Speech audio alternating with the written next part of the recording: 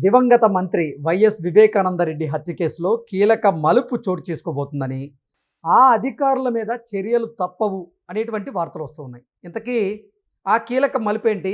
ఏ అధికారుల మీద చర్యలు తప్పవు అనేది మనం పూర్తి స్థాయిలో విశ్లేషణ చేసుకుందాం. ప్రస్తుతం మనతో పాటున్నారు ప్రముఖ రాజకీయ విశ్లేషకులు, ప్రముఖ సీనియర్ జర్నలిస్ట్ దుర్గావడ్లమణి గారు. వారితో మాట్లాడదాం. మేడం నమస్తే. మేడం, వైఎస్ వివేకానందరెడ్డి హత్య కేసులో కీలక మలుపు చోటు చేసుకోబోతుందని, ఆ అధికారుల మీద చర్యలు తప్పవు అనేటువంటి వార్తలు వస్తూ ఉన్నాయి. ఇంతకీ ఆ మలుపు ఏంటి? ఏ అధికారుల మీద కీలక చర్యలు ఉండబోతున్నాయంటే ఏం చెప్తారు? ఇప్పుడు వివేకానందరెడ్డి హత్య కేసులో మీకు తెలుసు 2019 నుంచి 2025 మనం ఆల్మోస్ట్ నవంబర్కి వచ్చామండి. సో 2019 డిసెంబర్ 15 ఎవరైతే ఉన్నారో రామ్ సింగ్ అని సిబిఐ అధికారి ఆ రోజు ఆయన మీద కేసు పెట్టారు. ఎవరు? అప్పటి ఏఎస్పి రాజేశ్వర్ రెడ్డి, అప్పటి ఏఎస్ఐ రామకృష్ణారెడ్డి. అంటే సిబిఐ అధికారి మీదే కేసు పెట్టిన ఘనులు అనమాట వాళ్ళు. అంటే సునీత తరఫున వాళ్ళు కేసు విచారణ చేస్తున్నారు. వివేకానందరెడ్డి హత్య ఎలా జరిగిందో మనకు తెలుసు. ఆ రోజు పరిణామాలన్నీ అందరూ చూశారు. ఆ తర్వాత 5 ఏళ్ళు జగన్మోహన్ రెడ్డి ముఖ్యమంత్రిగా ఉండి కూడా బాబాయ్ హత్య కేసుని ఛేదించలేకపోయారు ఆయన. తర్వాత అవినాష్ రెడ్డి విషయంలో ఏం జరిగిందో మనం చూసామండి. సిబిఐ అరెస్ట్ చేయకుండా ఎలా డ్రామాలు ఆడాడు, ఆ తల్లిని అడ్డు పెట్టుకుని. ఆ రోజు అది కూడా మీరు చూశారు, అందరూ చూశారు అది.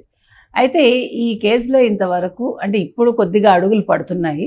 అందులో భాగంగా ఈ రాజేశ్వర్ రెడ్డిని, రామకృష్ణారెడ్డిని వాళ్ళు విచారణ మొదలుపెట్టారు. ఇంటికి వెళ్ళి వాంగ్మూలం తీసుకోవటం జరిగింది.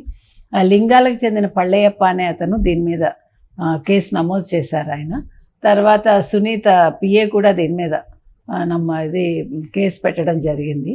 మొత్తం మీద ఒక కదలిక అయితే వచ్చింది. అసలు ఎక్కడైనా కూడా సిబిఐ అధికారి మీద రివర్స్లో కేసు పెట్టడం అనేది మనకి తెలిసి చరిత్రలో ఇదే మొదటిసారేమో, మనకు తెలియదు.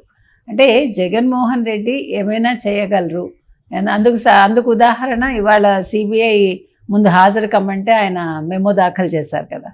నేను రాలేను, నేను వస్తే ప్రభుత్వానికి ఇబ్బంది అవుతుంది, ప్రభుత్వం రక్షణ కల్పించలేదు, ఆ తర్వాత ప్రజలు ఇబ్బంది పడతారు. అంటే తన అవసరానికి ఆయన ఎలాగైనా మాట్లాడగలడు. అదే తను ఎవరినైనా పరామర్శించడానికి వెళ్తే, ఒక గంజాయి బ్యాచ్ని కావచ్చు, మరొకరిని కావచ్చు, ప్రజల్ని తొక్కుకుంటూ వెళ్ళిపోతాడు ఆయన. తన సొంత కార్యకర్తలే కారు కింద పడి చనిపోయే స్థితిలో ఉంటే పక్కకు తోసేసి వెళ్ళిపోతాడు. మనం ఇవన్నీ కూడా చూసామండి. అంటే జగన్మోహన్ రెడ్డికి తన పని తప్ప మిగతా ఎవరు ఎట్టుపోయినా సంబంధం ఉండదు అనేదానికి ఒక తార్కాణంగా మనం చెప్పుకుంటున్నాం. సో ఇవాళ వివేకానందరెడ్డి హత్య కేసులో కూడా ఆ రోజు వివేకానందరెడ్డి హత్య జరిగింది అనగానే ఆయన వెంటనే ఒక హెలికాప్టర్లో వెళ్ళలేదు, మనకు తెలుసు. ఎప్పుడో సాయంకాలం చేరుకున్నాడు, తెల్లారకట్ట ఫోన్ వెళ్తే. అంటే ఆయనకు ఫోన్ కూడా ఉండదు అనే విషయం ఆ రోజే తెలిసినట్టుంది అందరికీ, ప్రజలకు కూడా. ఎందుకంటే భారతీరెడ్డి గారికి చేస్తే భారతీరెడ్డి గారు కింద మీటింగ్లో ఉన్న జగన్మోహన్ రెడ్డి దగ్గరికి వెళ్ళి విషయం చెప్పటం, ఆయన ఫోన్లో మాట్లాడినట్టున్నారు. మొత్తానికి ఆ రకంగా ఒక సమాచారం వెళ్ళాక ఆయన చాలా కూల్గా, చాలా నిదానంగా సాయంకాలానికి అక్కడికి వెళ్ళడం. ఆ తర్వాత పరిణామాలు అందరికీ తెలుసు. అసలు ఇందులో సునీత భర్తే హత్య చేయించారు అన్నట్టుగా ఒక కేసు మలుపులు తిరిగి, అందులోంచి మళ్ళీ వాళ్ళు కాదు అని బయటపడ్డట్టుగా అయ్యి, అంటే ఒక కేసు ఎన్ని రకాలుగా మలుపులు తిరగచ్చు. ఆ తర్వాత ఇదేది కాదు, అసలు అతను ఎవరు, వివేకానందరెడ్డి ఒక ముస్లిం అమ్మాయిని చేసుకోవటం, ఆమెతో ఒక బిడ్డను కనడం, ఇవి కూడా కారణాలంటూ, తర్వాత ఆస్తి తగాదాలంటూ, ఇలా రకరకాలుగా ఈ కేసు మలుపులు తిరుగుతూ వచ్చిందండి, మనకు తెలుసు. అనూహ్యంగా ఒక సిబిఐ అధికారి రామ్ సింగ్ మీద ఈ రాజేశ్వర్ రెడ్డి కావచ్చు, రామకృష్ణారెడ్డి కావచ్చు, ఏఎస్పి అండ్ ఏఎస్ఐ ఇద్దరు కూడా కేసులు పెట్టడం. దాన్ని ఇవాళ అతను రిటైర్ అయిపోయాడు కూడా, రాజేశ్వర్ రెడ్డి అనే అతను. అయినా కూడా అతని ఇంటికి వెళ్ళి వాంగ్మూలం తీసుకోవటం జరిగింది. ఈ కేసుని మళ్ళీ తిరగదోడుతున్నారు. వాళ్ళు వైఎస్ వివేకానందరెడ్డి హత్య కేసు ఈ ఇద్దరి అధికారుల మెడకు చుట్టుకోబోతుంది. ఇద్దరి అధికారులను విచారణ పేరుతో విచారిస్తూ ఉన్నారు. అసలు వాస్తవాలు కనుక బయటకు వస్తే ఆ కేసు వీళ్ళ మెడకు చుట్టుకునేటువంటి అవకాశం కూడా స్పష్టంగా కనపడుతుంది. ఏం జరగబోతుంది అంటారు దీంట్లో? ఇప్పుడు వాళ్ళు అప్రూవర్స్గా మారారు అనుకుందాం.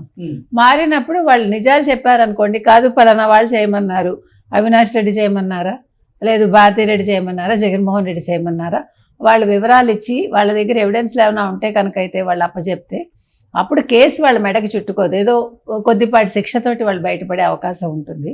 ఎందుకంటే కేసు పెట్టే వరకే చేశారు తప్ప దాని మీద అంటే తర్వాత ఏమీ పెద్దగా జరగలేదు కాబట్టి ఎవరు జైలుకి వెళ్ళడం శిక్ష అనుభవించడం జరగలేదు కదా. సిబిఐ అధికారి మీద కేసు నమోదు చేశారు, అంతవరకే. అది తప్పే, అందులో సందేహం లేదు. కాకపోతే ఆ తప్పుకి శిక్ష చాలా కొద్దిగా ఉండొచ్చు ఒక రకంగా. రెండోది, వాళ్ళు ఎవరు చేయించారు, ఎవరు వల్ల వాళ్ళు ఎవరి ప్రోద్బలంతో వాళ్ళు చేయాల్సి వచ్చింది అనేది బయట పెడితే కనుక అయితే మీరు అన్నట్టుగా ఈ కేసు వేరే రకంగా మలుపులు తిరిగే అవకాశం ఉంది. అప్పుడు మొత్తం ఇప్పుడు విషయం అంతా రాజేశ్వర్ రెడ్డి, బయటకు వస్తుందా. రామకృష్ణారెడ్డి నిజంగా విచారణలో భాగంగా అప్పుడు అసలు ఏం జరిగిందనే విషయాలను గనక వెలుగులోకి తీసుకొస్తే, వాళ్ళు అప్రూవర్గా గనక మారితే ఎవరికి ప్రమాదం అంటారు? ఇంకెవరు, అవినాష్ రెడ్డి ఉమ్. లేదంటే జగన్మోహన్ రెడ్డి, వీళ్ళకే కదండి. కానీ వీళ్ళంత ధైర్యంగా చెప్పగలరా? ఎందుకంటే వీళ్ళ మెడ మీద కత్తులు ఉండకుండా ఉంటాయా?